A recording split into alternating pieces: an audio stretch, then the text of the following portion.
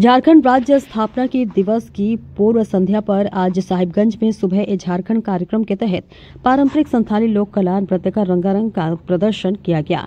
यह कार्यक्रम झारखंड राज्य विद्युत वितरण निगम कार्यालय साहिबगंज के निकट आयोजित हुआ, जिसमें स्थानीय संथाली कलाकारों ने अपनी पारंपरिक वेशभूषा एवं लोक वाद्यों की धुन पर मनमोहक नृत्य प्रस्तुत कर उपस्थित दर्शकों को मंत्रमुग्ध कर दिया।